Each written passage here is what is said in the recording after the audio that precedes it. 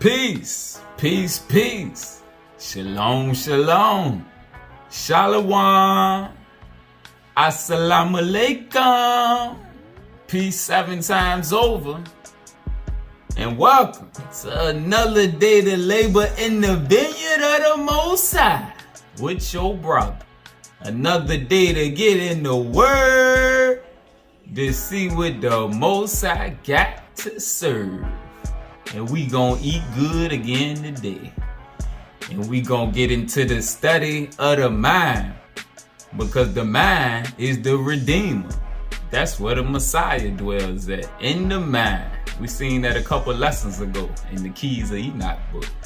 But we gonna go into a different aspect of it today. And we're gonna use some more books so we can get a better understanding. So we can always grow in the true doctrine of the Most High, because his doctrine is spread out all amongst different books, different teachings from different cultures. All right, and so we gotta bring it all together so we can get a better understanding of the Creator and a better understanding of ourselves.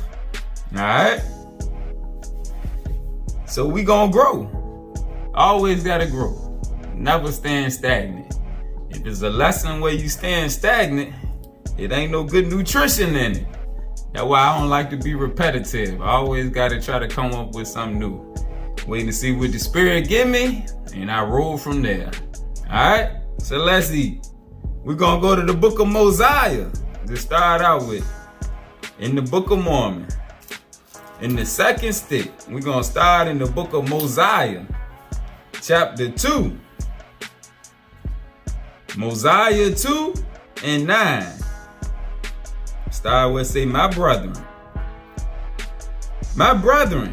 all ye that have assembled yourselves together, you that can hear my words which I shall speak unto you this day. For I have not commanded you to come up hither to trifle with the words which I shall speak, but that you shall hearken unto me, and open your ears that ye may hear, and your hearts that ye may understand. Open your hearts that you may understand, and your minds that the mysteries of God may be unfolded to your view. Every lesson we got to receive more of the mysteries, but we got to open our hearts and soften our hearts to be able to receive it, so that we can look past some of the things that we didn't learn before that may cloud our judgment. All right, got to stay with that mind open-ended and that heart softened, always ready to receive, so the Spirit can discern to tell you what's new that you should eat and what's old that you should let go. All right, so again, open your ears that ye may hear, and your hearts that ye may understand. And your minds, open your minds, that the mysteries of your Creator may be unfolded to your view. Now go over to the book of Alma. Alma, chapter 31. Alma, chapter 31, starting at verse 5. And now, as the preaching of the word had a great tendency to lead the people to do that which was just, yea, it had more powerful effect. It had more powerful effect upon the minds of the people than the sword or anything else. The word had a more powerful effect upon the minds of the people than the sword or anything else which had happened unto them. Therefore, Alma thought it was expedient that they should try the virtue of the word of God.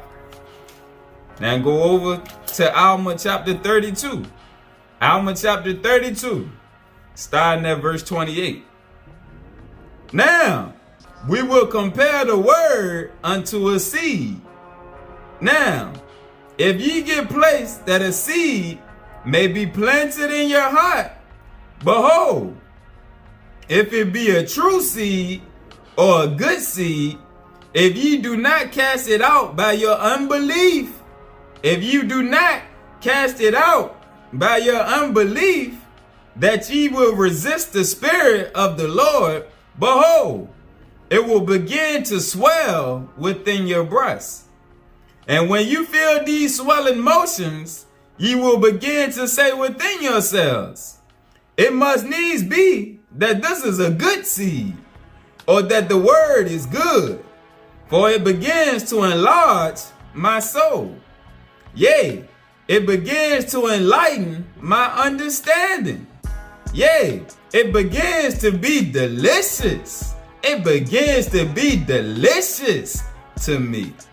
Now behold, would not this increase your faith? I say unto you, yea, nevertheless, it have not grown up to a perfect knowledge. But behold, as the seed swells and sprouts and begins to grow, then you must needs say that the seed is good. For behold, it swells and sprouts and begins to grow. And now, behold, will not this strengthen your faith? Yea, it will strengthen your faith. For you will say, I know that this is a good seed. For behold, it sprouts and begins to grow. And now, behold, are ye sure that this is a good seed? I say unto you, yea, for every seed brings forth unto its own likeness. Therefore, if a seed grows, it is good. But if it grows not, behold, it is not good. Therefore, it is cast away. And now, behold, because ye have tried the experiment and planted the seed, and it swells and sprouts and begins to grow, ye must needs know that the seed is good. If the things that you're learning beginning to sprout and grow and increase your faith and understanding, you know that that's good fruit right there that you eating on. You know that that's top-notch dinner that you eating, because it's producing good fruit in your mind and in your spirit. All right, but if it ain't doing nothing for you, like the teachings of the church, then you just toss it out. Some of the camps, they repetitive and they not giving you nothing new. Whereas you growing and your understanding is growing. You staying stagnant. The scriptures right here tell us, cast that seed out. Keep searching till you find some good food, some good seeds. And now, behold, is your knowledge perfect? Yea, your knowledge is perfect in that thing, and your faith is dormant. And this because you know, for ye know that the word has swelled your souls. And ye also know that it has sprouted up, that your understanding does begin to be enlightened. And your mind does begin to expand. When you get them good seeds and they sprout, your mind begins to expand. And that's what we want. We want our mind to expand, so we can absorb more light and our consciousness can increase. All right? Because that's what happened as we looked in the last lesson. When we went through showing how the Most High made Yahushua study to show himself approved, he had to sit and learn from different teachers. He had to learn from different groups of teachings outside of his own. And all that was so that his mind begin to expand. All right, your mind don't expand when you eating the same food every day. All right, so sometimes you gotta switch it up so that your mind can expand.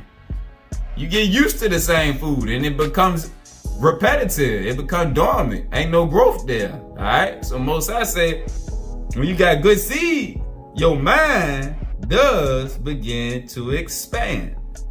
All right, next. Go to Doctrine and Covenants.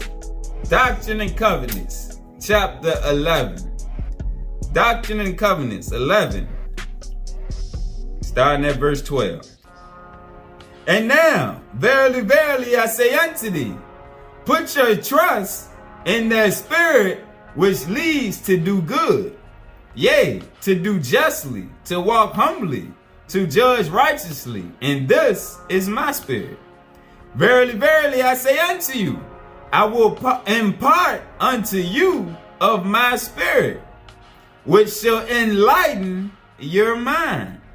Again, verily, verily, truly, truly, I say unto you, I will impart unto you of my spirit, which shall enlighten your mind. His spirit is the spirit of truth. I will impart unto you the spirit of truth, which shall enlighten your mind, which shall fill your soul with joy. And then shall ye know, or by this shall you know, all things whatsoever you desire of me, which are pertaining unto things of righteousness, in faith believing in me, that you shall receive.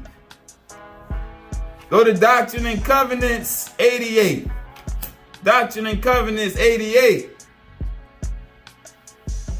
Starting at verse 67. And if your eye be single to my glory, your whole bodies shall be filled with light. And there should be no darkness in you. And that body which is filled with light comprehends all things. That body which is filled with light comprehends all things. So you can go into any book from any religious culture and you can get some comprehending. That's what we seen in the last lesson when Yehoshua went to India. When he studied with the Buddhists, he studied with the Hindus, and once he read it and absorbed it and his mind expanded, he gave back to them the truth of it, and which had been added unto. All right? Since he was filled with light, he comprehended all things. He comprehended what he read. And the Spirit discerned for him what part had been added unto. And he gave it back unto them what part they needed to let go. What part of their teachings had been perverted. All right? And the same thing we are able to do. All right? So that's why Spirit had us go into that lesson first before we dive into some of the other books and other teachings. All right, it's an order set up so that we can see before we get there, and then it won't be mystical or we won't be wondering why this and why that. The Spirit started leading, and as we grow in the Spirit and we absorb more light and we understand more of our brother, the Spirit of truth, and how that he said that he dwells in us who follow him. We also have that same Spirit of truth. We just got to be taught how to properly utilize it and how to let that light continue to increase to where we can start to comprehend better, more of the word. All right. And we'll be filled with more and more light. Therefore, sanctify yourselves. Sanctify yourselves. Purify yourselves, that your minds become single to your Creator. And that's just us throwing off that old man, getting away from them things of the world and getting away from them old teachings that kept us stagnant. Keep growing, keep growing, keep growing. Keep growing. When you in the new man, you constantly growing. And that's what we seen with Yehoshua. He was constantly growing. He started when he was real young, studying the Hebrew teachings. And then, like he said, he outgrew it. So the Most High had to feed him more to continuously open him up. All right. So he took him into different areas that was close by there. India, Pakistan. He went to different areas studying other teachings so that he could continuously be fed and built up in the Spirit. All right. So that's what we also had to do. That's why he says, sanctify yourselves, that your minds become single to your Creator. And the days will come that you shall see him, for he will unveil his face unto you, and it shall be in his own time, and in his own way, and according to his own will. All right. So we always got to stay growing.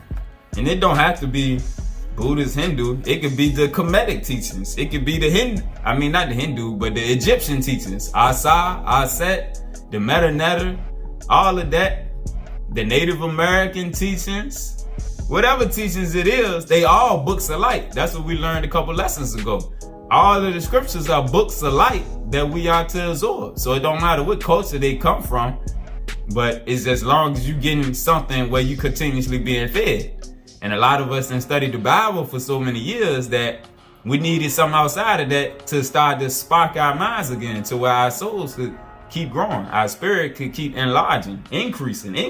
Always got to increase. Next, we going back to the keys of Enoch, the book of knowledge. Yahweh, the book of knowledge, the keys of Enoch.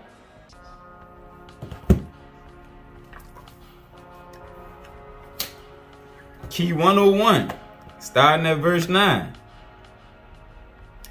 Yahweh means that no one should begin to define what is beyond definition.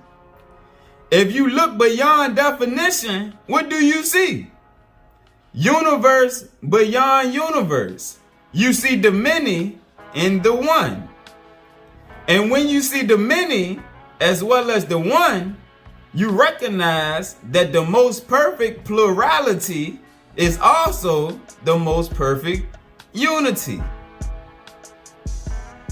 Again, when you see the many as well as the one, and it's the same thing with the scriptures, when you see the many as well as the one, you recognize that the most perfect plurality is also the most perfect unity. All things work together for the benefit of the light.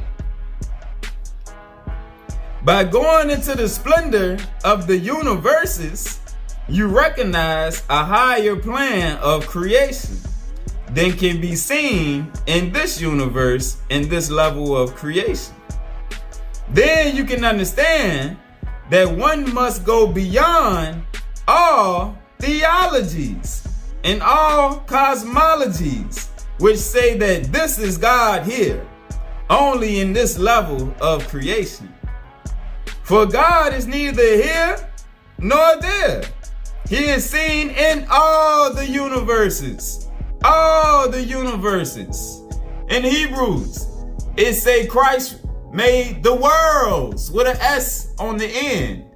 Alright, it's in multiple chapters where it say the worlds with an S on the end. It said in the book of Moses, the worlds with an S on the end. It's in the Apocrypha, in Esdras, the worlds. It's in the Hindu teachings, the worlds with an S. Therefore, you must recognize all universes in order to see God. And he cannot be seen in the image of your own creative universe, for he is beyond all images. He is beyond all universes, and yet all universes function collectively as the brain diagram of the higher order of creation. Unity, unity, unity. Everything is about the unity.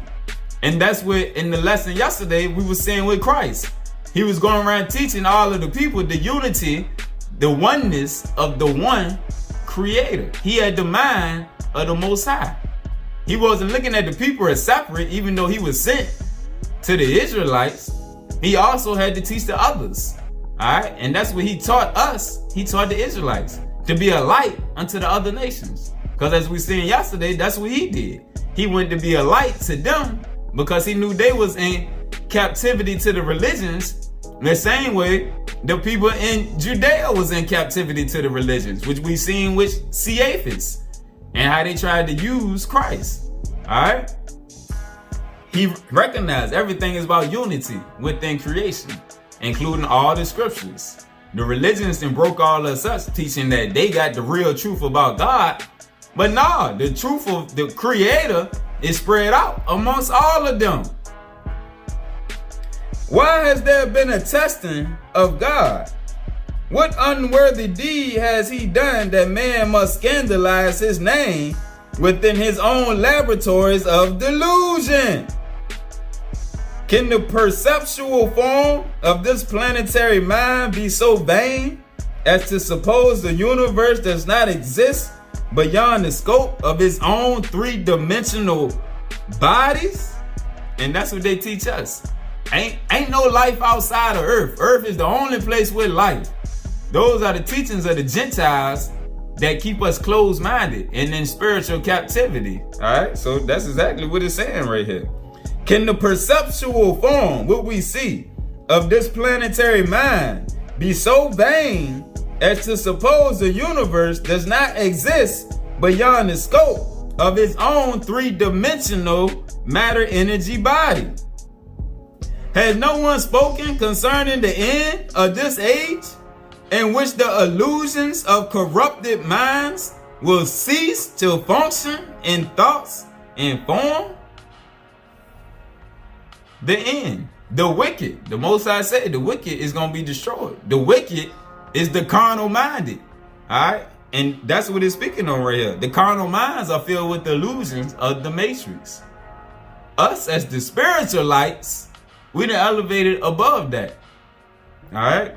That's why we don't waste time on petty teachings like the name of God and we got all the truth and all that. Nah, we ever searching for more of the knowledge of the spiritual things. The name of God is a carnal teaching.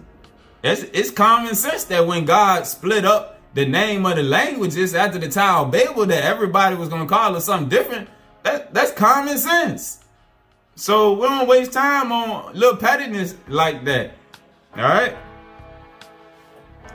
If the planetary mind cannot see the nature of God in the cosmos within the collective I am of its higher evolutionary body, how shall it determine its course through the heavens in order to behold and declare the true and certain nature of life as recreated within the universe of living light? The Most High is called the Great Spirit, the Great Light that created the other luminaries. The sun is a luminary. The moon, the stars are luminaries. We are luminaries inside of a body because we in a time of probation. But our spirit man is a luminary, is a light. That's why we have to absorb more light. And like you say right here, the universe is full of living light. Our light body is what leaves the flesh. All right. But our carnal mindset will extinguish our light. And that's why the fallen angels seek to keep us trapped with the things of the world. The universe which surrounds us is full of love powered emanations and love thresholds into which man, as son of man, will evolve as life begets life in eternal life. This shall be the communion of light.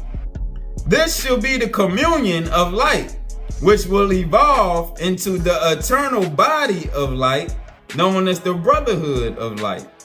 Therefore, grasp not at the spiritual inversions of light into matter, life into death, but awaken your vision with the light and love and the grace of humility. What Christ always taught, the humble will inherit the earth. He was very humble himself. He was humble, all right? Even though he had all the powers in the heavens of the earth, he had to be humble. And we seen that was the only way the Most High elevated him, grace for grace, because of his humbleness, all right? He had to learn. He know everything. So he had to go from these teachings to that teachings to that teachings.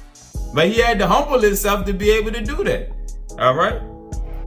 But awaken your vision with the light and love and the grace of humility before the magnificent and beneficent one of eternal peace, the Most High. This key is saying that the creative mind exists not only as Lord Adonai, but as King Melech, and as Redeemer. the Messiah. Your mind is where the power resides. That's where the light resides. We went into this a couple lessons ago. Your mind is your redeemer. Alright? And as we go on through this lesson, we're going to see your mind can either hinder you or your mind can either help you, depending on how it's been programmed. That's why the scriptures always tell us, renew your mind. Renew your mind. Alright? Take off that old man. Take off that old man. We have to do it for our own personal growth because our mind is our redeemer. We don't understand much about the mind. All right, so we got to see how we get that mind in us that's in Christ Jesus. And that's what these spiritual teachings is about. Because Christ came teaching spiritual things, but the carnal minds can't process it. And that's why a lot of us get these same old repetitive teachings where ain't no growth because the spirit is not in it. They just carnal teachings that just ain't no light in them. Alright, so we can't grow off that. We only can grow off of receiving more light because that's what our spirit process. Alright, it processes light because our spirit man is a light being because the Most High is light. The great spirit, the great light that gave life unto the smaller luminaries, including the sun. That's why as we sit in the sun, we power up. All right, the light from the sun, it feeds us. The light from the moon, it feeds us. Why? Because we are light beings inside of the flesh. Our spirit man, it's a luminary. All right. Romans chapter 8, verse 26. Likewise, the Spirit also helps our infirmities. For we know not what we shall pray for as we ought to. But the Spirit itself makes intercession for us with groanings which cannot be uttered. And he that searches the hearts, the great Spirit that searches the hearts of the little spirits, knoweth what is the mind of that Spirit. He knoweth what is the mind of that Spirit. So we got spiritual minds, all right? And that's what we feed. All right? That's why I say, let your light be single. Let your eye be single. So that your body will not be filled with darkness. If your spiritual mind is full of pollution, then your light is going to be drowned out by that pollution. But as we purify and sanctify our minds, repent and cleanse our thoughts and guard the portals, we start to diffuse that darkness and infuse it with light. And the light begins to take over. And the more and more light we take in, as we read in the book of Mosiah, or one of the first few we ran across, Alma it might have been, we started to comprehend better as we absorb more light. And that's what the teachings of the church and some of the camps, it keep us dull to where we can't spiritually grow. All right? Because we're not absorbing light. All we absorbing is carnal teachings that's keeping us stagnant. We need spiritual teachings because the spirit is where the life is. And that life feeds the life within. The books of light need a spirit of light to activate the light within us through the light which is within the book. And he that searches the hearts knoweth what is the mind of the Spirit, because he makes intercession for the saints according to the will of their Creator. All right? Your spirit can't make intercession for you when your mind is filled with darkness. It can't operate because the spirit is a light being. It's a luminary. So it needs light for it to be able to perform its functions. That's why the world is filled with so much darkness and filth. They try to keep us void of having light within us. That way the spirit can't properly operate. It can't connect to the other luminaries. It can't connect to the ministering angels. You can't connect to the Holy Spirit when your body is filled with darkness, spiritual darkness. All right. Again, he that searches the hearts knows what is the mind of the Spirit, because he makes intercession for the saints according to the will of his Creator. And we know that all things work together. Unity, unity, unity.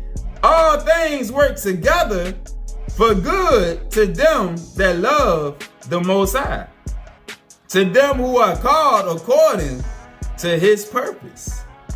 For whom he did foreknow, he also did predestine.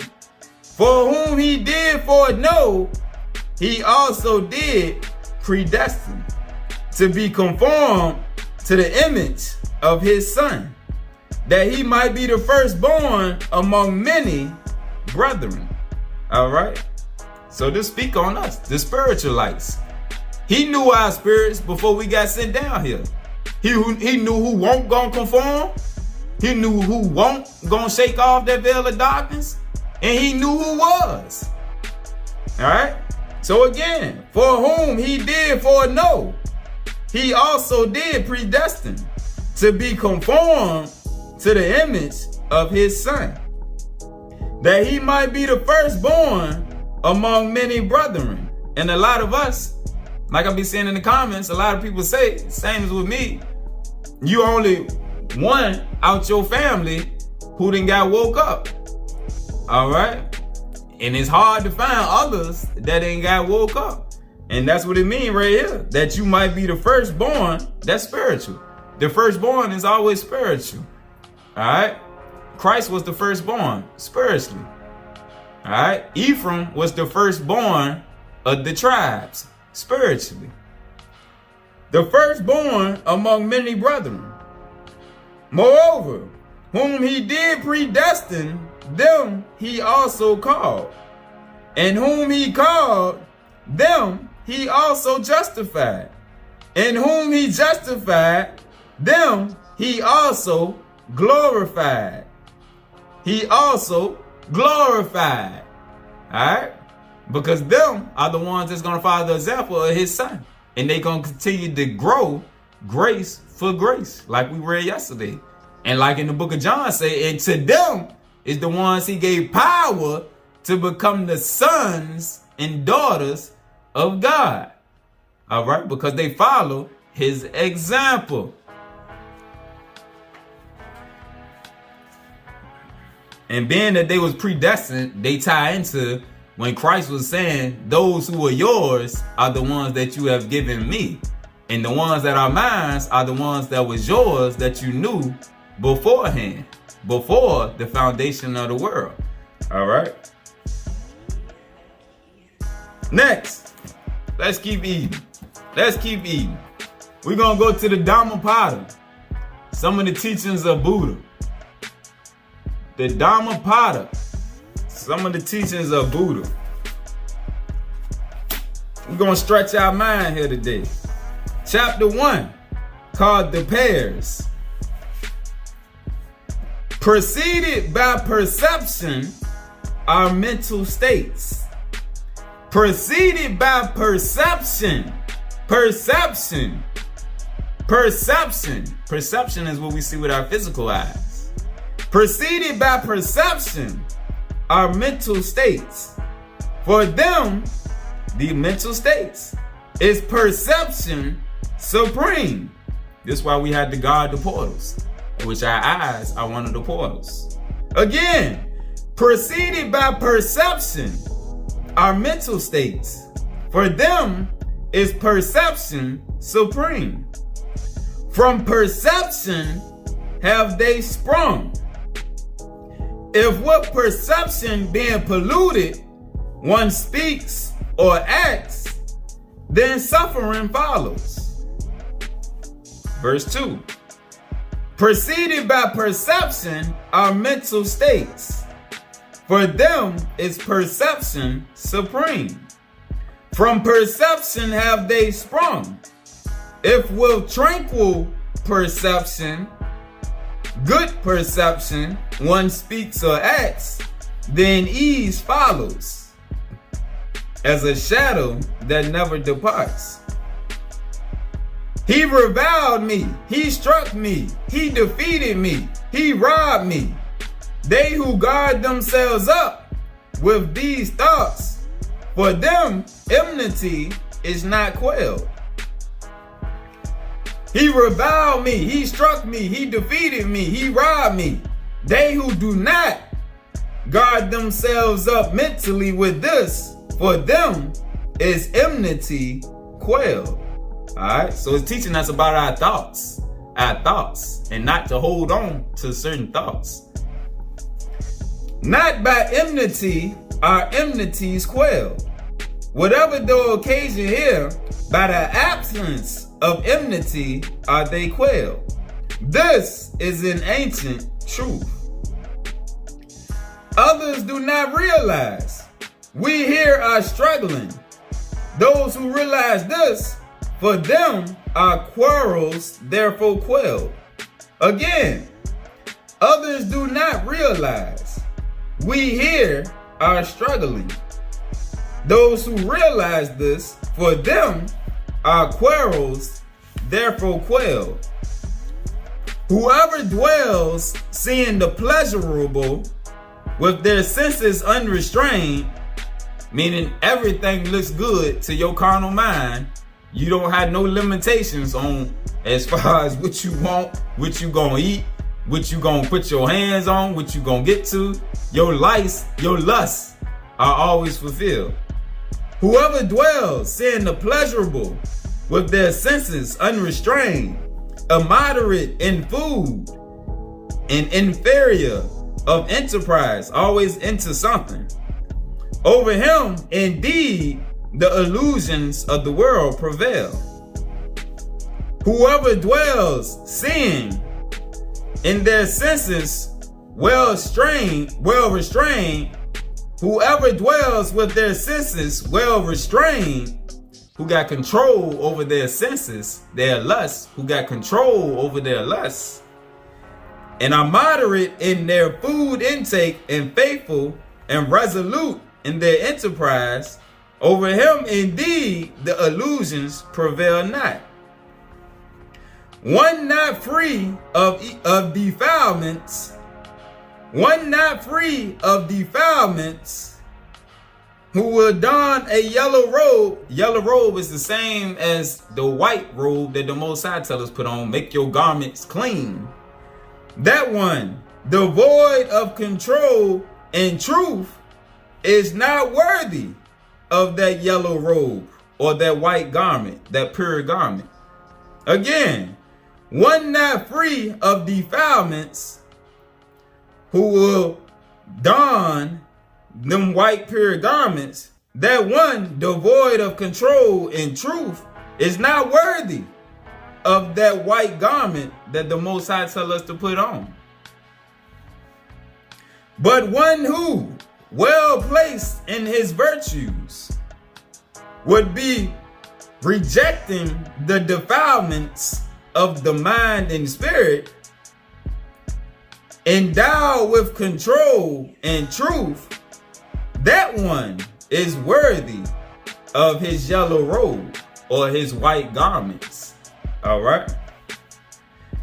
Those who consider the material things as essentials and see the essentials or the spiritual things as the non-essential, they do not attain the essential or the spiritual things, being in the pastures of improper intentions. Again, those who consider the material things as essential things and see the spiritual things as non-essential things, they do not attain the spiritual things. They do not attain the kingdom, being in the pastures of improper intentions. Having known the essential or the spiritual as the essential, and the superficial or the material things as the superficial, they attain the essential or the spiritual world, the spiritual realm, the heavenly estate, who are in the pastures of proper intentions. When your intentions are pure, all right, when your mind is focused on spiritual things and you take off that old man that focuses on carnal things, what it's saying here, your intentions are proper with that new man. As rain penetrates the poorly patched house, so passion penetrates the untended mind. As rain penetrates the poorly patched house, so passion or lust penetrates the untended mind. As rain does not penetrate the well patched up house, so passion or lust does not penetrate the well guarded mind.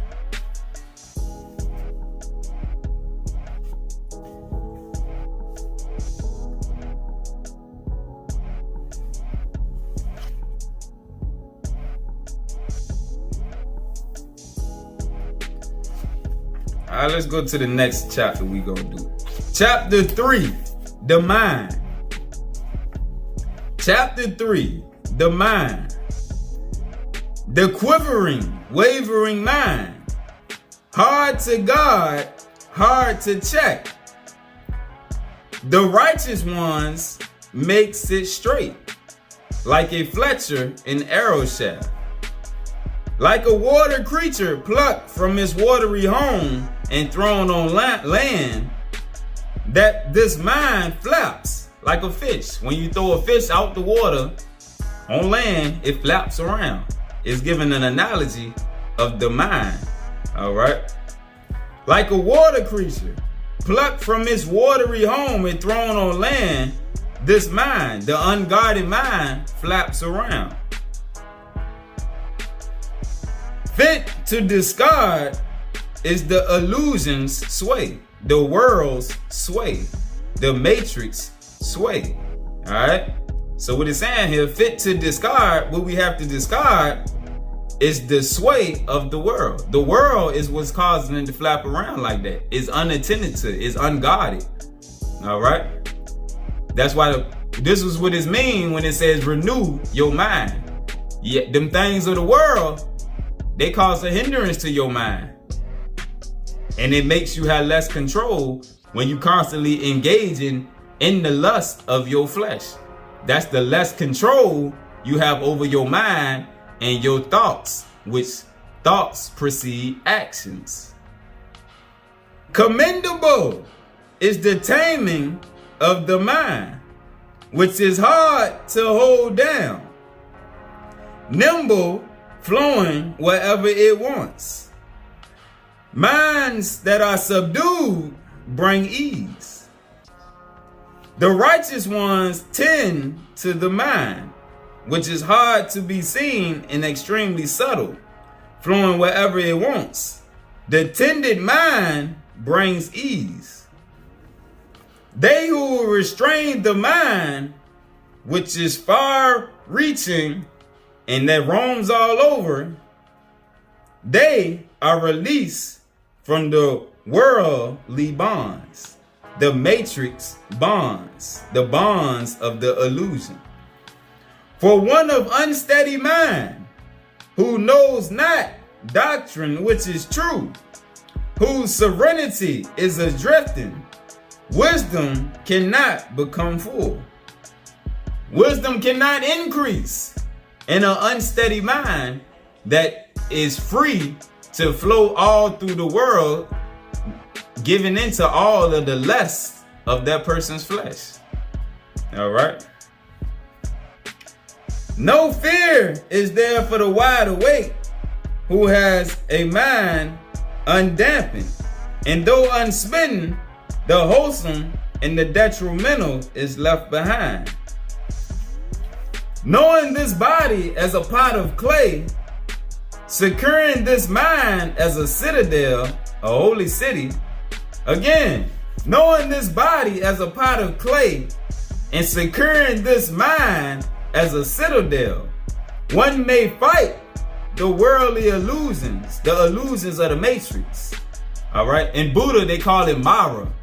In Buddha, it says, all right, so if you ever get you one, and you see this word Mara, which the Dhammapada is just like the King James Bible. In the Quran, there are multiple versions, so all versions don't read the same, but the word Mara means the worldly illusion. It pretty much means the world. All right. One may fight the worldly illusions or the matrix with wisdom's weapon.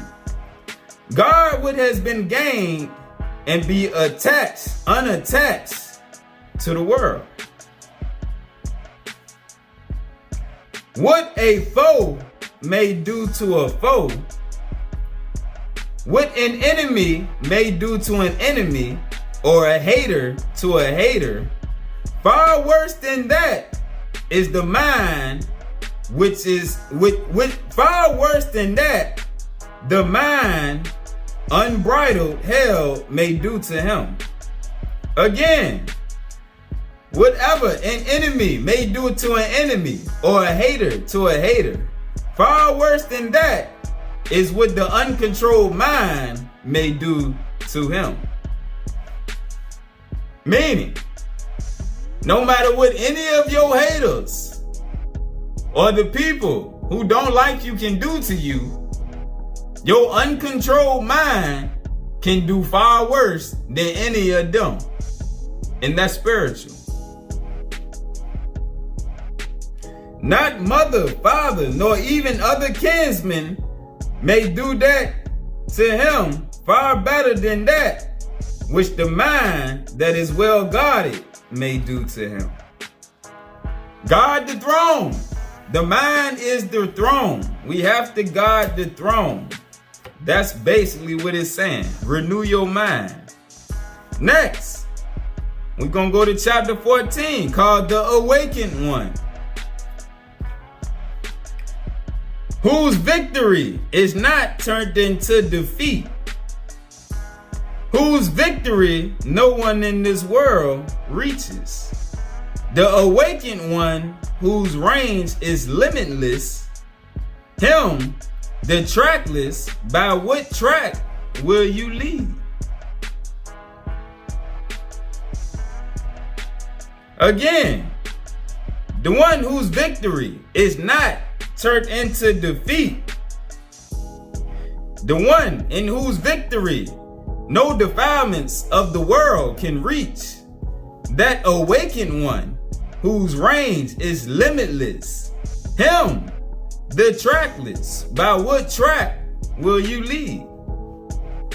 For whom overcoming the cravings of the flesh that lead him whatsoever, that awakened one whose range is limitless, by what track can you lead him? When you become detached from the things of the world, how can the demons persuade you and lead you? That's why in the other lesson, when we read about when one full of light, they had no way to attack you unless it's for a test to test your faith.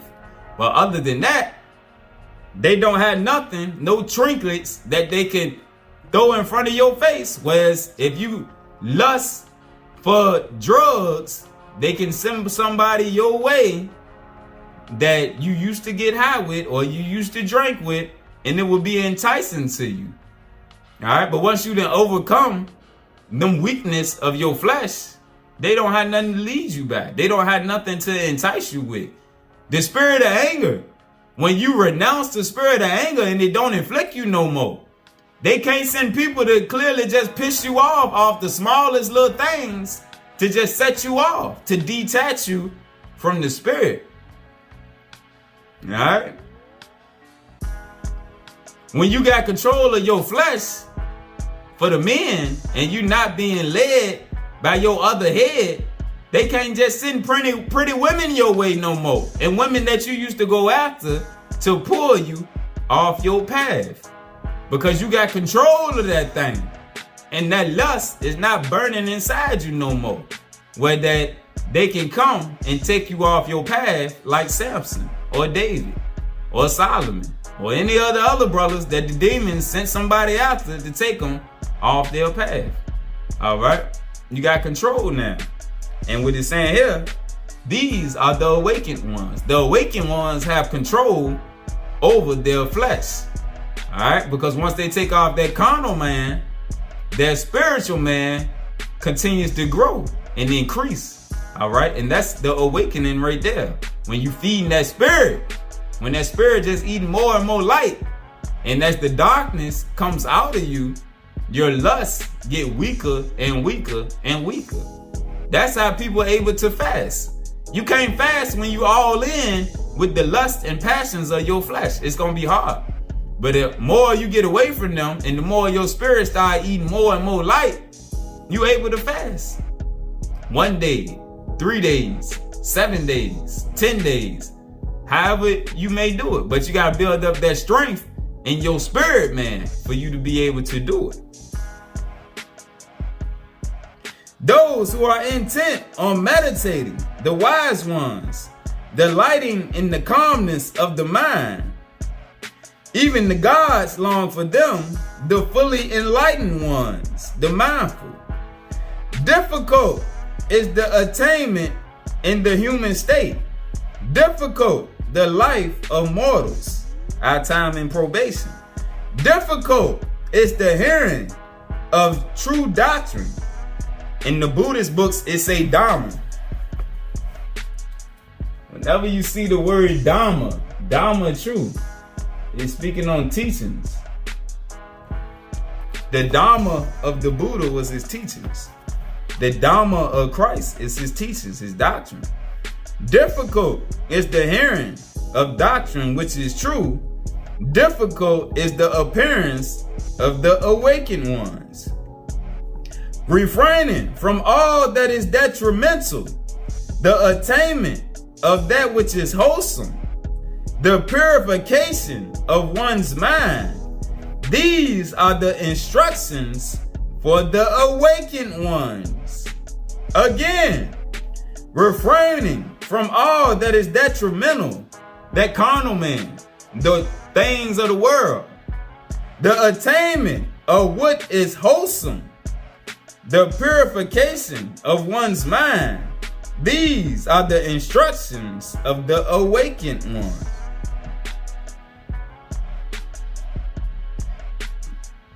Patience, forbearing patience, is one of the highest gifts. Oneness is supreme, the awakened ones say. One who has gone forth is not one who hurts another or harasses another one. No fault finding, no hurting, restraint in that which is binding. Knowing the measure regarding food and your cravings, application too of the higher perception. These are the instructions of the awakened ones. Not even with the rain of golden coins is contentment found among the carnal pleasures. Carnal pleasures are of little delight. They bring misery. Knowing so are the wise ones. Take no delight even for heavenly carnal pleasures. One who delights in the ending of cravings is a disciple of the fully awakened one. Again, taking no delight even in the best of the carnal pleasures. One who delights in the ending of these cravings, these lusts, is a disciple of the fully awakened one.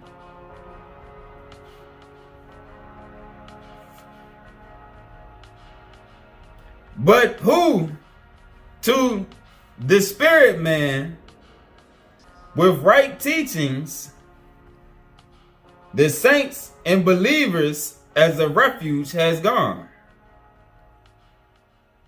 All right, so what does it say? But who to the Buddha, which we would say in the Hebrew, Yeshaya, reaching right teachings, Dhamma, the saints go to as a refuge, with full insight of the Four Noble Truths.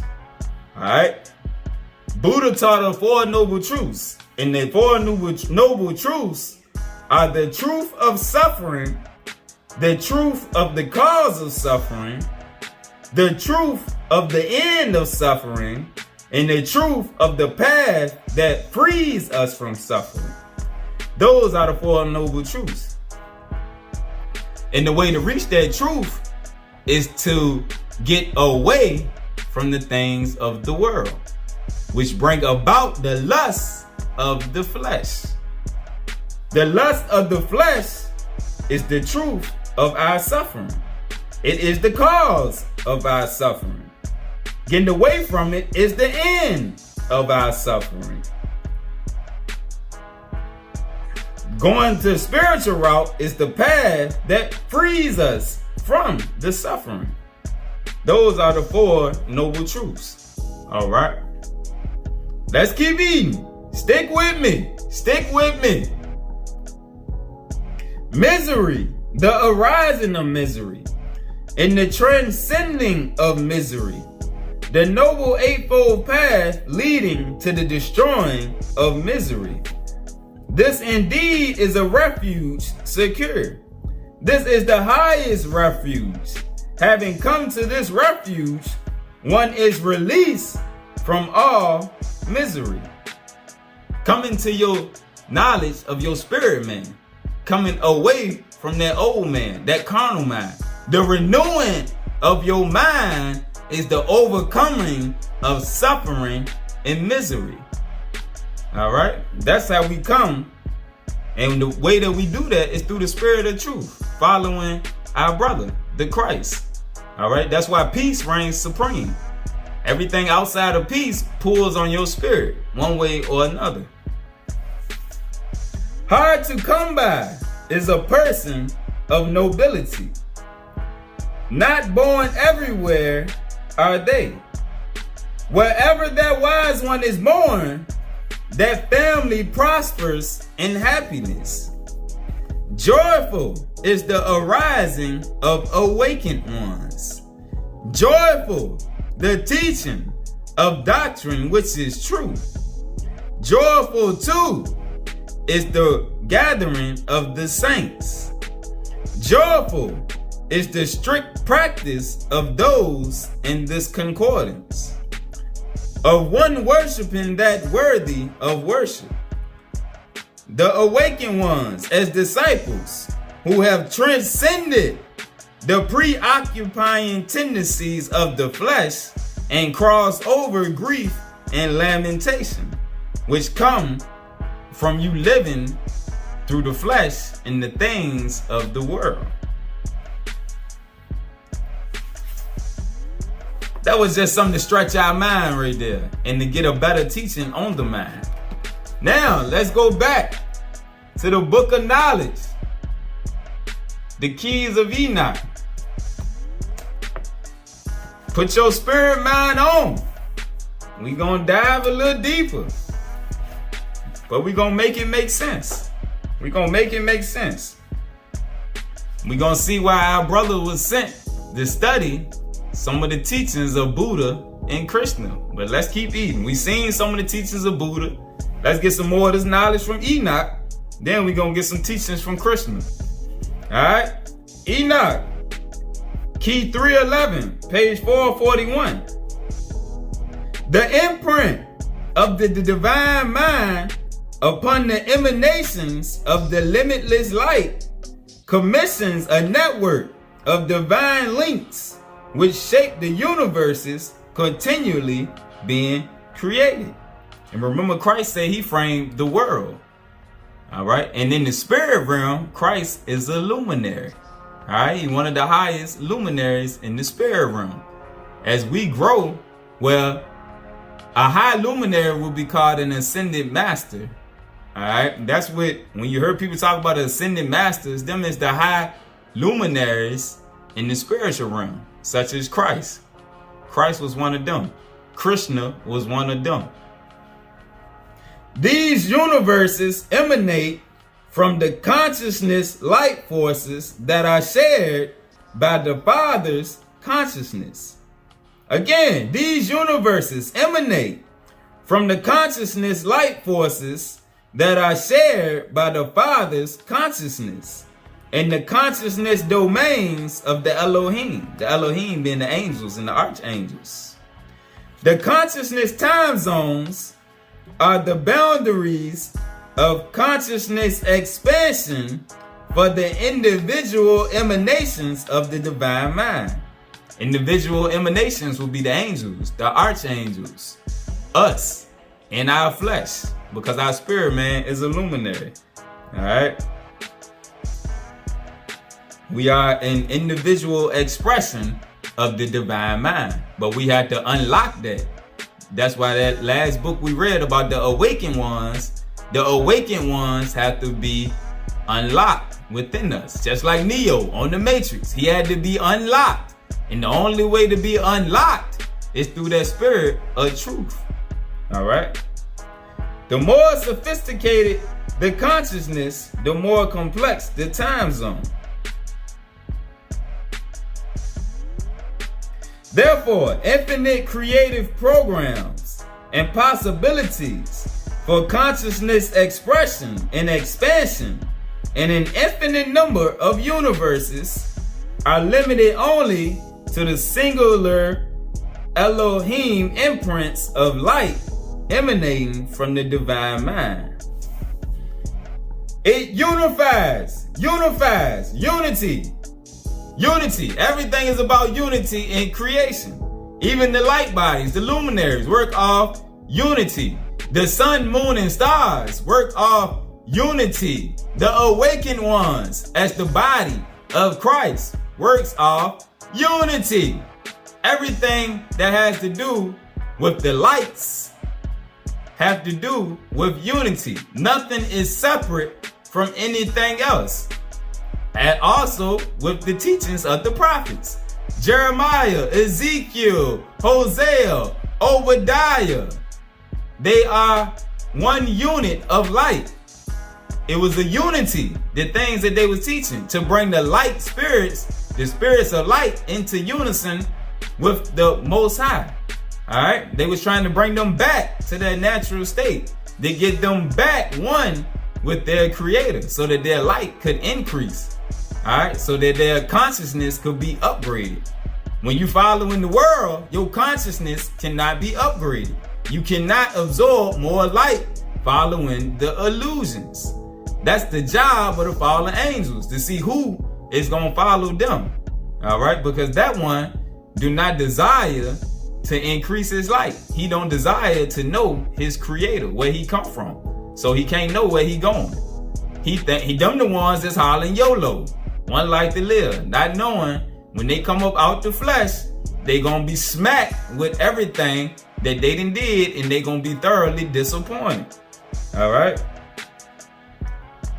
The teachings, Buddha, Krishna, Christ, unity, and that's what Christ came to do. Unify all of the teachings by being that light unto everyone, and that's what He has given to us to do. Be that light unto everyone. Everyone may not study all the different aspects, but I may study this aspect, another person may study them aspect, another one may get these aspects, and together, in unison, we bring all the aspects together so that all of us can increase in light. It unifies individual programs of luminaries so that a given number of creator gods share a common spiritual purpose. Is it not written in your doctrine that ye are gods? I believe that's John 10:44, Psalms 82:6. Ye are gods, and all of you are children of the Most High, but ye should die like men. You should die like men because of the veil of darkness. But right here, it speaks on the creator gods. We are the many gods. The Most High is the God of gods, the creator of the gods, but there are many gods. For this reason, the domain of a consciousness time zone is to be found in the origin of consciousness itself. The programs of the Father's consciousness, are limited to the fields of the luminaries. by the way they use their collective affinities. By the way they use their collective affinities to connect the Father's cosmic law with the creative logic which must operate within the light continuum. Logic. That's why Christ said, when we read in the other lesson, when Peter was talking about the sisters, the women, Christ said, I'm going to come myself to make them spiritually male, to get them away from their emotions so that they can see spiritually. All right? Because the emotions cloud their judgment. But when they can see, and that's why Mary was one of the highest disciples, because she could override that. Christ helped her overcome that. All right? And all of the sisters that's able to overcome that, they help in this operation. Them are the ones that the Most High want teaching. All right? Mary. That's why some of the disciples, such as Peter, was jealous of why Mary wanted his favor, why he favored her. It's in, I believe it's the book of Gospel of Mary where it might be they talk about it. Where Peter was saying, why did he favor her over others? Why he tell her stuff that he don't tell us? All right? It's certain things that he can relate to her that he couldn't relate to them. All right? And that's where a woman's intuition come in. A woman who can overcome the works of the flesh and then overcome her emotions to where she can be tapped into the spirit and follow the spirit.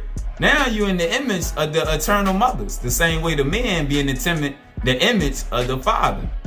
All right? And the eternal mothers, that's the image which Mary, her purity, that's why he used her to bring forth Christ. And you see also in the lesson yesterday, we showed how she found him different teachers to build him up.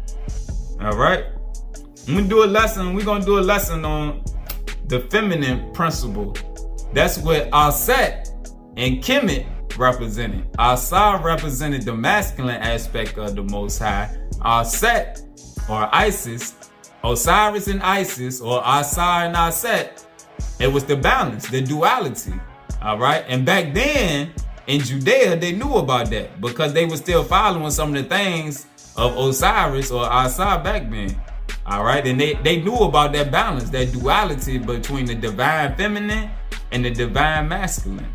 But together, they work in unison because everything is about unity when it comes to the kingdom of light. All right, but back to the lesson. We'll get to that another time.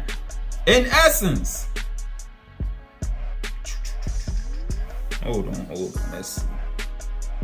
We must literally leave our consciousness time zone before we can see that its boundaries are not those of actual time or space, but that of consciousness purification. Time don't exist. Time only exists due to the flesh and the carnal mind, but your spirit is out of alignment with time. And that's why some people joke and say that black folks is on the creative time, we on colored people time, because when you moving by the spirit, time is not of the essence to you. You just move when the spirit say move. That's why the spirit can wake you up in the middle of the night. It's not on that time cycle that the flesh is on. All right? It can wake you up in the middle of the night and be like, it's time to do this, or the third. Time is not subjected to the spirit. The flesh is subjected to time. All right? Let's keep eating. In summary, the consciousness time zones has its boundaries in consciousness development, creating time regions that are used in a multitude of ways, fulfilling the goals that consciousness sets for itself. The major goal is the sowing of seeds from the collective fields of the luminaries for the purpose of rejoicing in all of the infinite possibilities of unfolding the Father's mind. Remember, we supposed to have an open-ended mind, not a closed-ended mind. An open-ended mind, all possibilities are possible. But in a closed-ended mind, you capped. Your potential is capped. When your mind is closed, you closed-minded, you don't have that mind in you, which was in Christ Jesus. Christ Jesus' mind was open-ended. That's why the Most High sent him around studying all these different things, all right, to keep his mind open and his spirit increasing. And that's the example that we are to follow. Always stay open. Don't ever think you done absorbed everything you need to absorb, because there's always more light that you can absorb. And as we know and we learned in previous lesson, that these scriptures are books of light to feed the light within us. Everything is about consciousness. Consciousness is light. The quantum realm is a realm of light.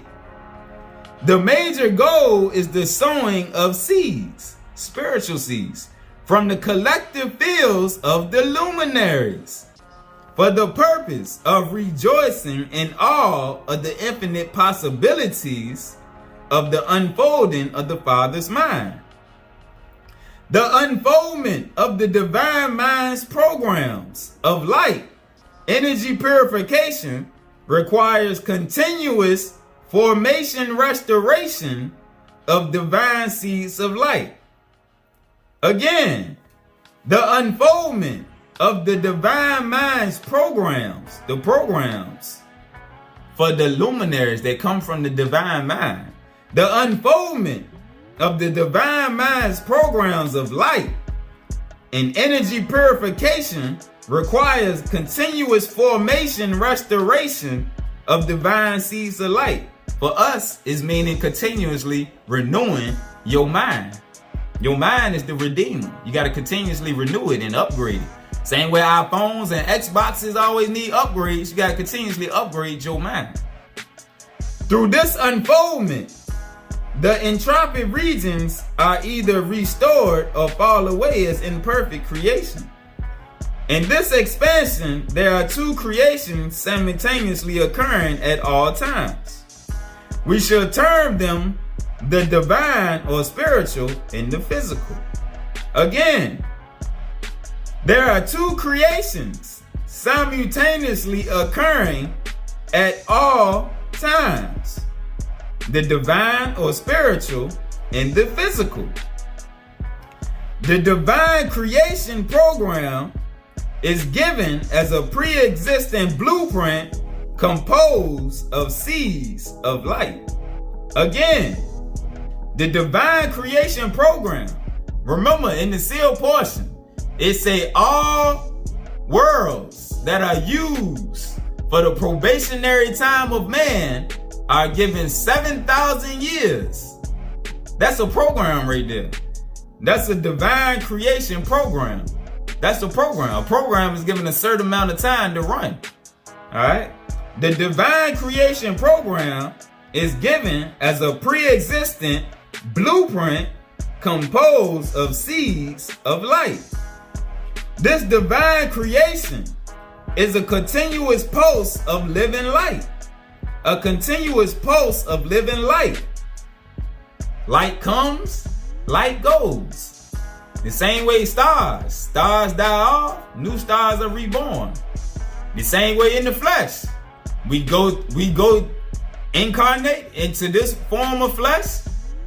We leave out that flesh, and our light or energy body goes back for judgment.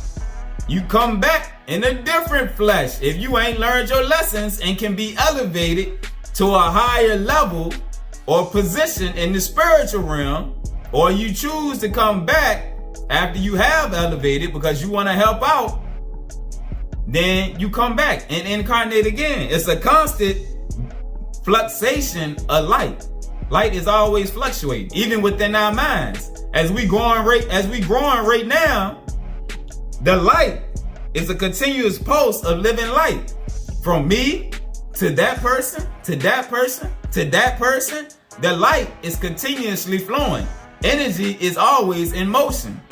Energy is always transferring. All right?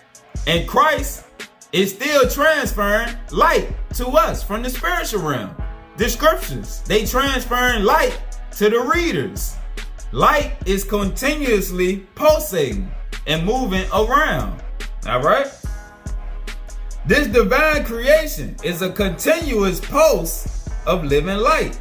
The insects, the bugs, everything, the animals, the fish, water, light, all those are luminaries trapped inside of the flesh in this program down here.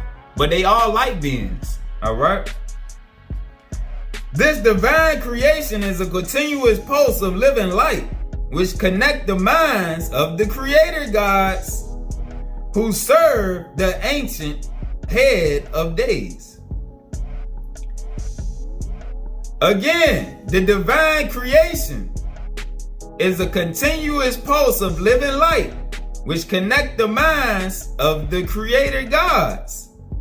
Know ye not that ye are gods? Light connects us in the mind, who serve the ancient head of days, the Most High, the great light. The seeds are instant light images from a treasury of thought forms, shared with the higher divinities for the purification of all energy dimensions.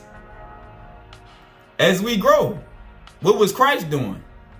He was purifying energy dimensions so that light forms could elevate. All right, what did he say? I go to create mansions, a place for you. I would not say it if it was not so. In the spirit realm, Christ is one of the higher luminaries. His job was to purify energy dimensions down here below so that we could rise up. And therefore, in a later time, as we continue to grow and learn more, the ones of us who are the spiritual lights, we will be just like him, doing the same work in different realms. All right? Through the divine mind of wisdom, the consciousness minds of light expand. Through the divine mind of wisdom, the consciousness mind of light expands. The creator gods require certain mechanistic forms for testing. The creator gods require certain mechanistic forms for testing their creative impulse, for which reason they created the physical worlds. Let me precept that right quick. The book of Abraham. The book of Abraham.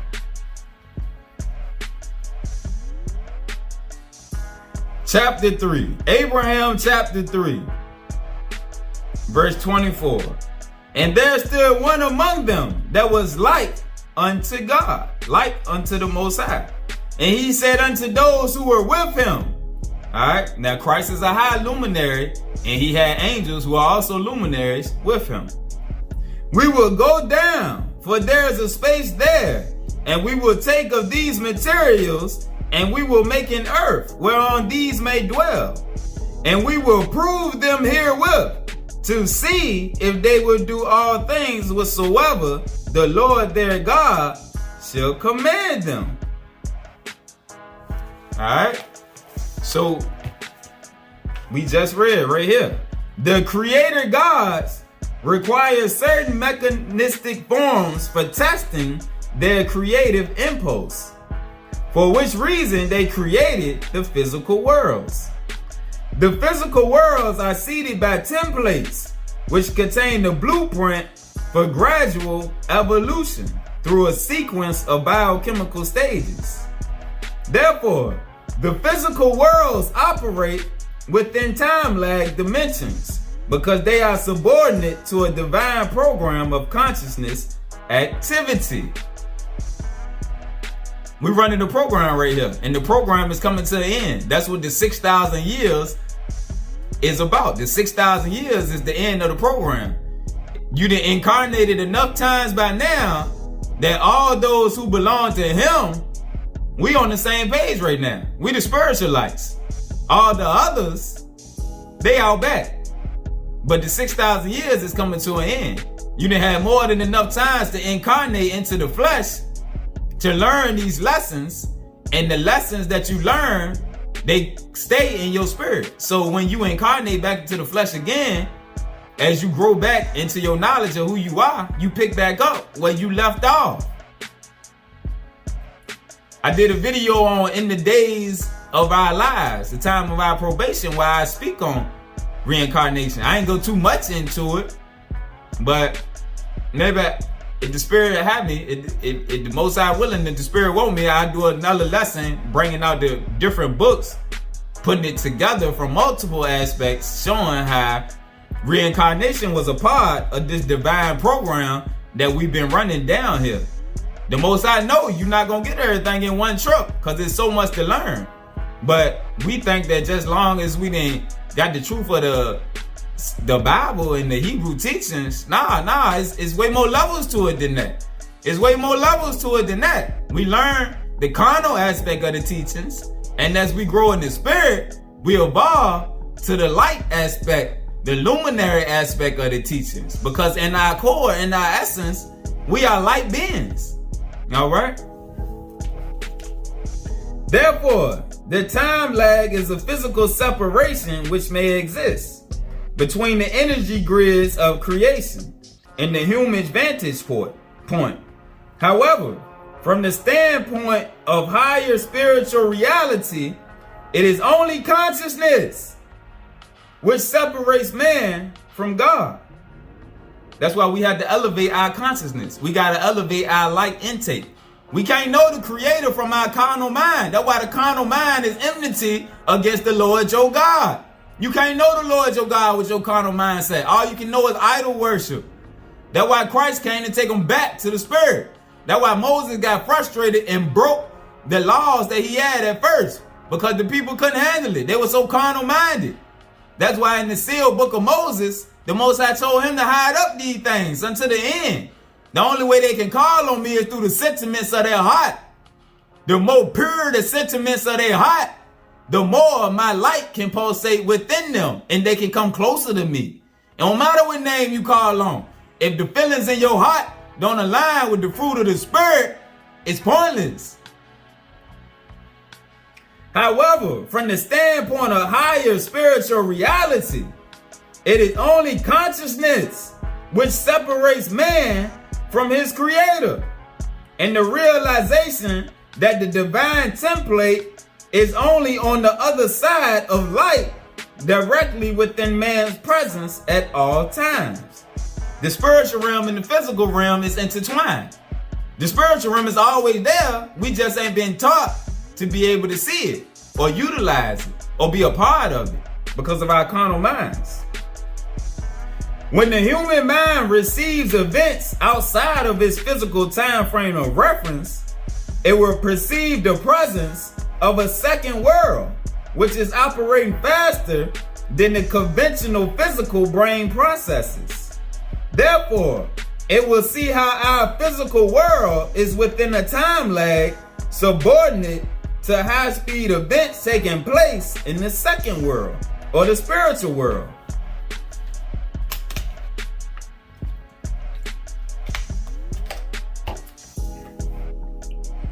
In actuality, this higher consciousness mind operates through the divine worlds, which in turn affect the physical worlds. Again, in actuality, this higher consciousness mind operates through the divine worlds, which in turn affects the physical worlds through consciousness image programs of the light continuum, which are not limited to time differences.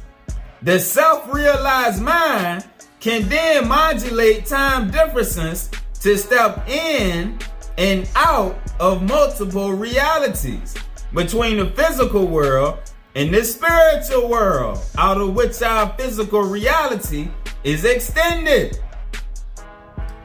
This how Christ was transfigured. This how Enoch talked to the Most High. This how the brother of Jared did it. This how Moses did it. They was all high priests, but it's levels to the high priesthood of Melchizedek. We don't just get it all with just the teachings of the Joseph Smith and the Mormon and the sealed portion and all that. It's more levels to it. We got to get into the teachings about light. The self-realized mind can then modulate time differences to step in and out of multiple realities between the physical world in the spiritual world, out of which our physical reality is extended. Connection between the spiritual and physical programs is through a consciousness blueprint, which interfaces with the seeds of light. The seeds of light, the spiritual lights. The other ones cannot be able to access it. Coming from the spiritual worlds of thought to form the seeds of material form, unfolding within the physical layers of creation. Essentially, there are many templates connecting physical and consciousness layers of reality. Verse 34. The higher evolution is also able to beam spiritual knowledge from the recorder cell to a specific localized intelligence. Meaning, the higher evolution, I can beam knowledge or information from myself directly to you. This is what we see on them sci-fi movies. This is what Professor X did. This what, was it Rogue or Jean Grey? One of them, they were doing the same thing where they could read thoughts and where they could send things within the mind, thoughts within the mind. They put all these things in them sci-fi movies because they know it's possible. And they know the abilities that we once possessed. Christ said he could discern all thoughts. He told the lady at the well about her 5 husbands. That's when she realized he had to be who he said he was. These are all the abilities that we had. That's why that last lesson had to be done so that we could see the way that he was built up. It's possible for us also to be built up in that same way. But they didn't hear the keys to the knowledge. They didn't hear the information about how he was built up. That's why his life in that time frame, they don't teach us about. Because they wanted to stay mystical. So we can't see behind it, to see the truth behind it, so that we can ourselves be built up.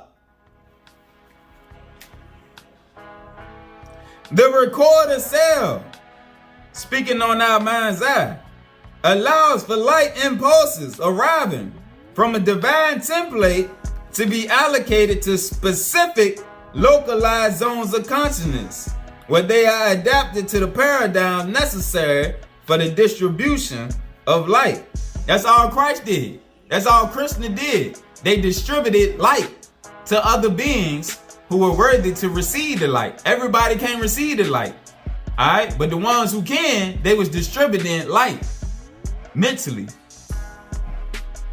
Forms of advanced physical intelligence can directly tap into this information if they have a crystalline network within their brain cavity. For this reason, the brains of advanced beings will reveal the right and left hemisphere fused in a central network in the right frontal lobe, which acts as a crystal recorder cell, the mind's eye, what they call your third eye, which it says right here, third brain, transposing the language of the higher evolution into the vernacular that we can understand. And remember in the sealed portion, it told us, when the Father sent the blueprint, the Mary's body for the building of the body of Yahushua, his mind's eye was not as closed as the rest of those. That seal, that flaming sword and cherubim was not fully placed upon his mind like it was the other children of Adam and Eve. Alright, so he could perceive your thoughts. He could use the elements in ways the rest of us couldn't. But the Father allowed him to do that to be the example unto us what we needed to strive for so that we could have the same abilities. This is the meaning of the many in the one. The many templates or monitoring mechanisms of light, the many doctrines, the many teachings on the Most High, connecting one program with many programs of organization. Religions, the teachings of the prophets, it's just many in the one, because they all are supposed to be unified. And at the head of these many templates, there is the pulsating divine template, which allows for the processing of large amounts of information for local application. Local application meaning for us to put it into action ourselves. Don't just be hearers of the word, be doers of the word. That's the only way you can get the full benefit of it. These consciousness forms of light are governed in turn by the hierarchy of the Elohim, who advise the lower evolutionary hierarchies on what information should be placed within their respective recorder cells, their mind's eye. All right, diminishing angels, they prophets in the spiritual realm, they light beings. They come to us, who are the awakened ones, who are the spiritual lights, and they transfer information to us for us to disseminate unto others. They also determine how to program the mind's eye with the eternal language and the brain network that species require for changes through the evolutionary programs. They reassess how the mind network, the mental network, the spiritual network is processing information according to the original consciousness blueprint of the divine seed. When this takes place, the mind becomes a receptor for quantum corpuscles or living cells of light. When this takes place, the mind becomes a receptor for quantum cells of light. Hence, it becomes its own field of light for the body. The mind is the redeemer. You have to program your mind with more light, more light, more light. When this takes place, the mind becomes a receptor for quantum corpuscles or living cells of light. Hence, it becomes its own field of light for the body. When we see them pictures of Christ, it's always light behind his head. All them pictures of Christ is light behind his head. In Egypt, some of the pictures you see are different ones. You see light behind their head. When you see Krishna pictures, they got him blue. They make him blue. We know who the blue people are. We know who the movie Avatar was about. That means he was black. He was dark skinned. They just made him blue to hide his image. Alright? He looked it like us, just a little darker. But there's light in the pictures behind his head. And that's what it's saying right here. The mind becomes its own field of light for the body. Remember what we read in the beginning. If that eye be single, thy whole body becomes filled with light. This is what it means right here. Alright? Man is fundamentally a vessel of light. Man is fundamentally the vessel of light. In the physical world of creation, the tree of knowledge remains within the body of man as a galactic tree, connecting every finger and toe cell of his body with the light image process of his spiritual consciousness. Man lives in his garden of consciousness. Man lives, the spirit man lives in his garden of consciousness, creation, receiving knowledge from the divine template in the mind's eye through a super holographic process. Verse 54. Therefore, this key tells us the mind is in a field of light. In the field of light within a field of light. In external light. Again, the mind is in a field of light. In a field of light within a field of light. In eternal light. And the eternal mind is constantly imprinting functions of the eternal in every form of life. Thus, man is as much in space as space is in man. For he in actuality is a thinking membrane between the luminaries. Our entire phenomenal world, which we experience waking or dreaming, can present a strictly determined, orderly sequence of real or imaginary events that the higher evolution can use for consciousness thought transmission. Meaning, even the thoughts of your dreams, they got a purpose and can be used. The downloads you receive, the thoughts that you cast off when you just sitting around idly thinking, those thoughts, our entire phenomenal world, spiritual and physical, which we experience waking or dreaming, can represent a strictly determined, orderly sequence of real or imaginary events that the higher evolution can use for consciousness thought transmission. The higher evolution generally programs man to accept the realities of the higher universe by taking man's subjective consciousness body out of his physical body during a dream. Again, let me get some water here. We're gonna eat on this thing. We ain't about done yet. We got some more meat to get.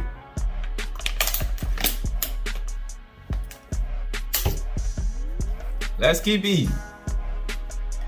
The higher evolution generally programs man, speaking on archangels and angels, other luminaries that are above us, our spiritual guides. Remember the Most High told us, my angels, I give them charge over thee to keep thee in all thy ways. The higher evolution generally programs man to accept the realities of the higher universe by taking man's subjective consciousness body out of his physical body during a dream for education through a visual light experience. So what are dreams? A visual light experience. It's education. When man progresses in his spiritual education during a meditative state, they teach us that meditating in yoga is evil and a new age practice. As we keep eating, we're going to see the purpose behind it.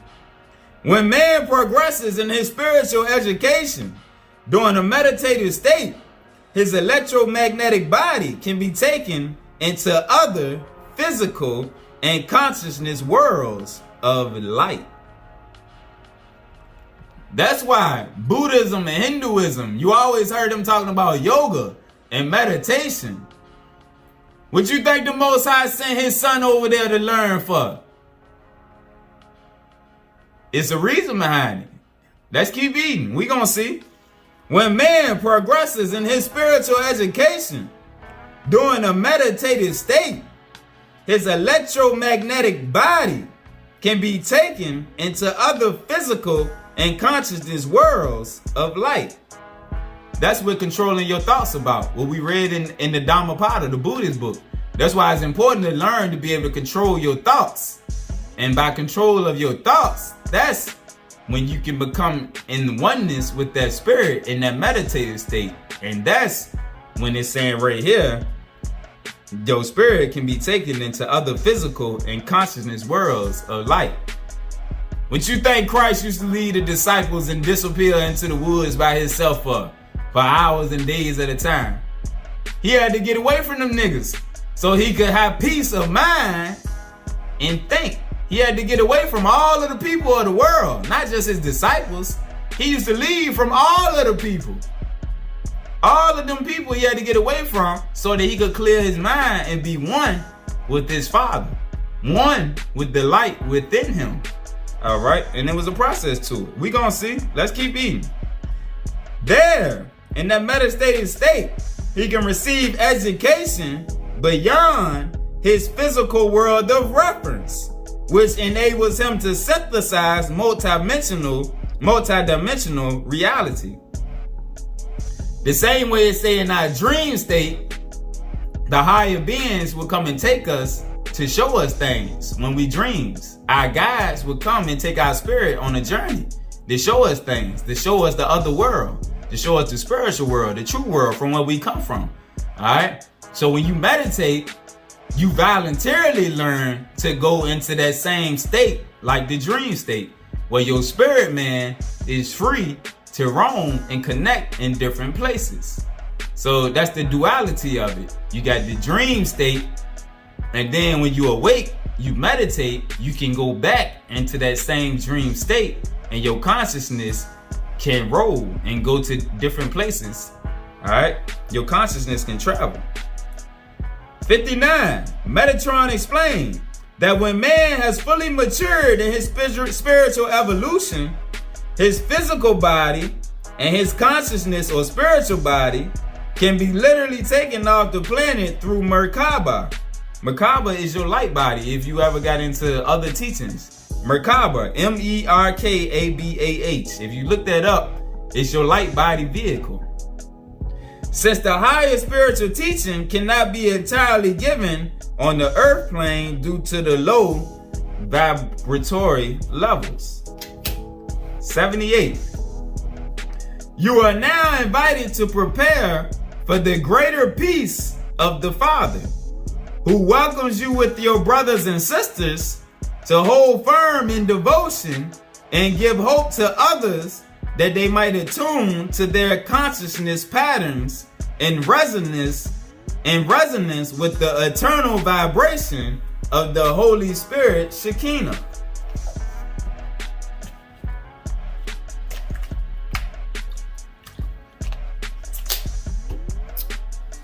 All right, next, we're going to go into the Bhagavad Gita, some of the teachings of Krishna. This man right here, A.C. Swami, he was one of my teachers I done had on my journey. I ain't never met him in the physical realm, but I got like 6 or 7 of his books. So spiritually, I done learned from him. I done elevated from him.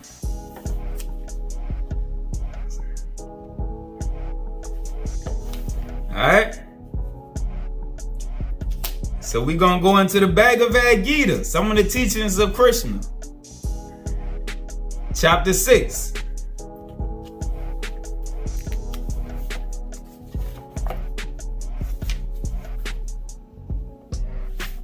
Alright, starting at verse 5. One must deliver himself with the help of his mind.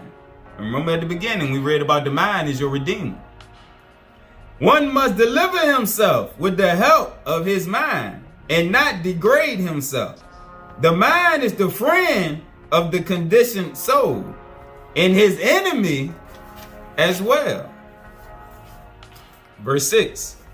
For him who has conquered the mind is the best of friends. But for one who has failed to do so, his mind will remain the greatest enemy. All right, and remember we read that in the Dhammapada too, in the teachings of Buddha. All right, so we're saying the teachings of Buddha, the teachings of Christ, the teachings of Krishna, the teachings are similar. There's a universal unity within the spirit of the light teachers, the teachers of light. Verse 7. For one who has conquered the mind, the super soul or the spirit man is already reached, for he has attained tranquility.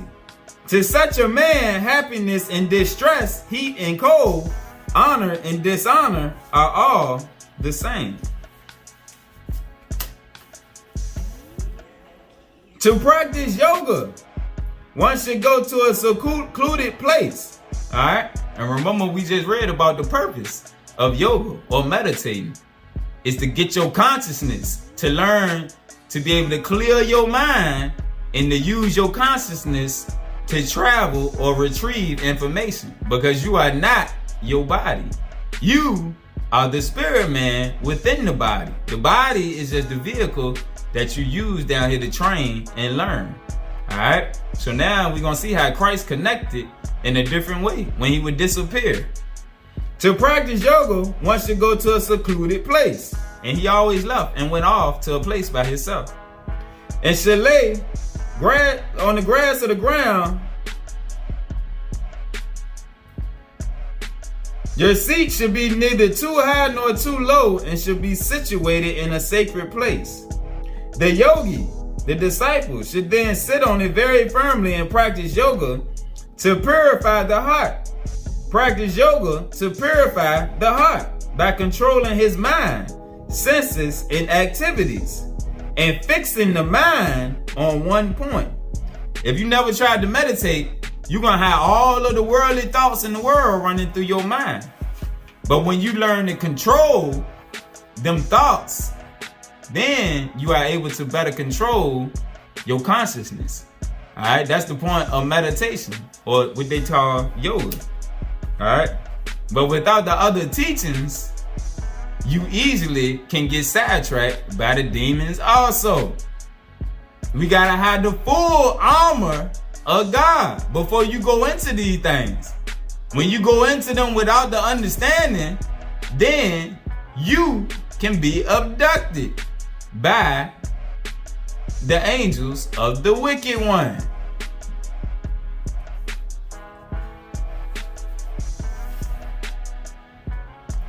The goal of life is to know Krishna, or the Most High, who is situated within the heart of every living being.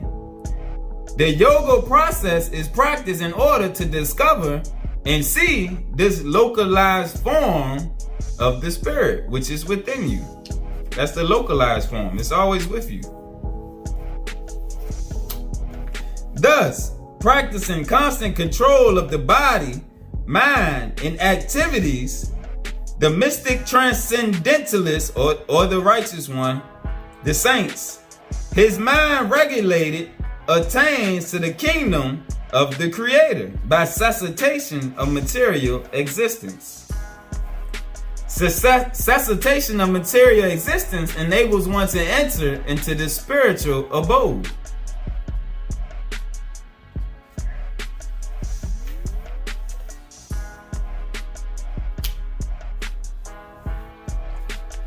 He who is regulated in his habits of eating, sleeping, recreation, and work can mitigate all material pains.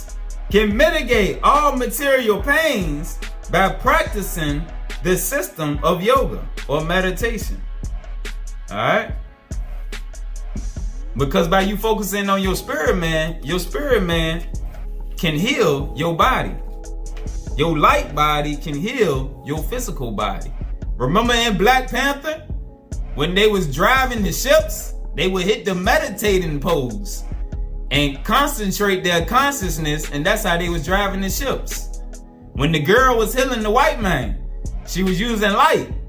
Alright, so they put these sciences in our movies, but we just can't process them. Just like Star Trek, Star Wars, a lot of it is in there. Doctor Strange.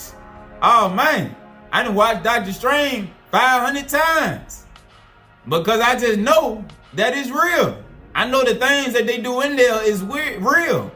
But I know one day, when Yahweh Shai come back, we gonna learn how to do them things.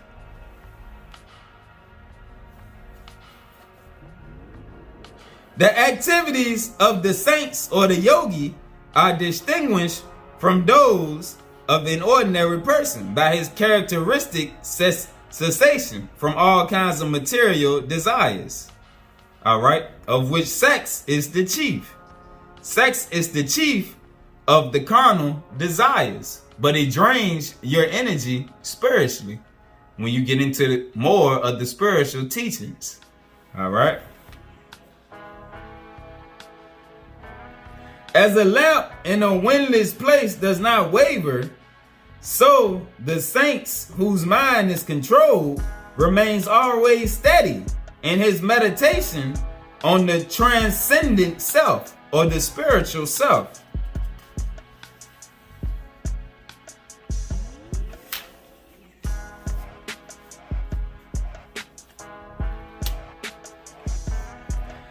This perfection, in the stage of perfection called trance, one's mind is completely restrained from material mental activities by practice of yoga.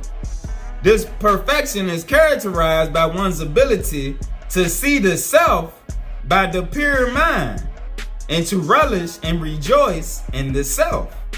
In that joyous state, one is situated in boundless, transcendental happiness, realized through transcendental senses. Established thus, one never departs from the truth, and upon gaining this, he thinks there is no greater gain. Being situated in such a position, one is never shaken, even in the midst of the greatest difficulty. This indeed is actual freedom from all miseries arising from material contact.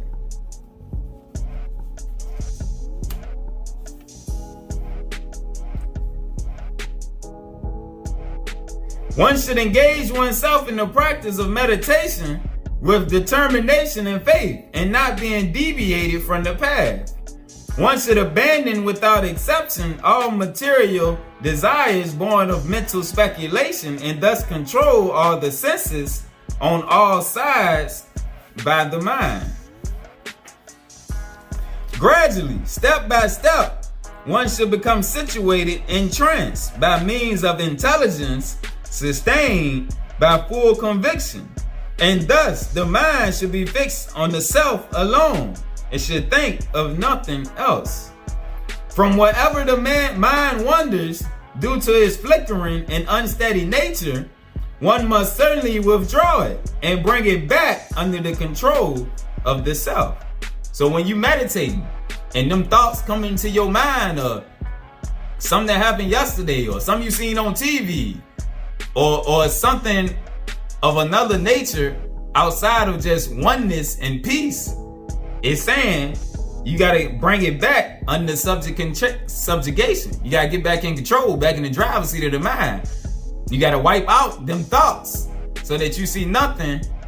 You don't have them thoughts in your mind. You at oneness with the spirit at that point. When you close your eyes and you don't see nothing, you don't hear nothing, you at oneness spiritually with the spirit within.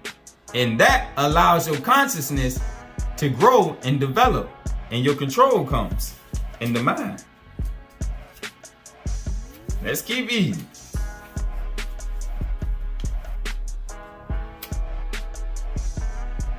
Thus, hold on. The yogi or the saint whose mind is fixed on me, the Most High, verily attains the highest perfection of transcendental happiness. He is beyond the mode of passion. He realizes his qualitative identity with the Supreme through the spirit man within that he is in contact with when his mind is steady. And thus he is freed from all reactions to past deeds. Thus the self-controlled yogi, constantly engaged in meditation practice, becomes free from all material contamination and achieves the highest stage of perfect happiness and transcendental loving service to the Lord. A true yogi or saint observes me, the Creator, in all beings, and also sees every being in me. Indeed, the self-realized person sees me, the same Supreme Lord, everywhere. For one who sees me everywhere and sees everything in me, I am never lost, nor is he or she ever lost to me, because of that oneness. Such a yogi who engages in the worshipful service of the super soul, the spirit man, knowing that I and the super soul or the spirit man are one, remains always in me in all circumstances.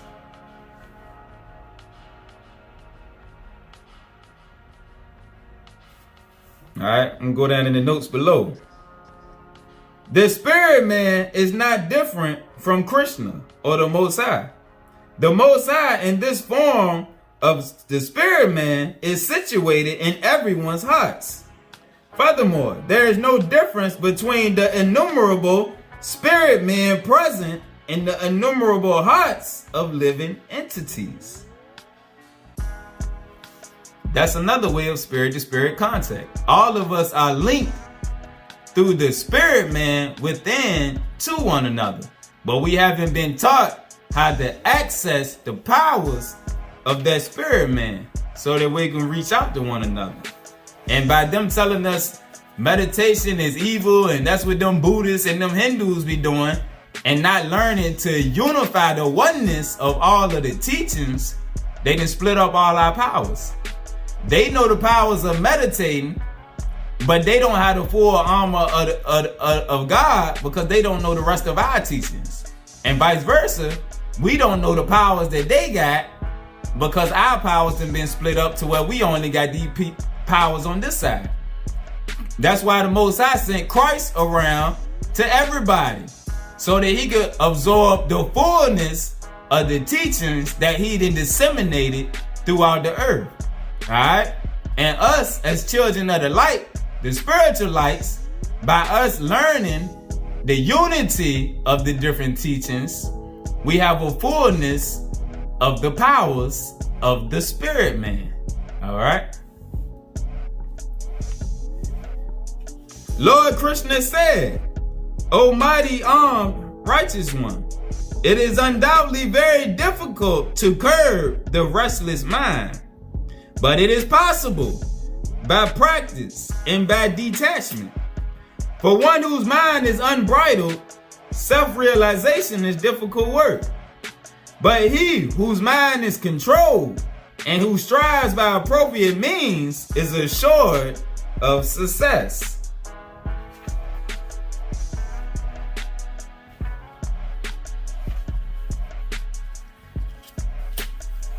Verse 1 of the next chapter. The Supreme Personality of Godhead said, Now hear, my son, how by practicing yoga in full consciousness of me, with mind attached to me, you can know me in full, free from doubt. And we're going to stop right there. That's called knowledge of the absolute. And if you see their writing, it's similar to our writing. Hebrew, Arabic, the Hindu writing, the Buddhist writing, hieroglyphs, all of the writing is similar.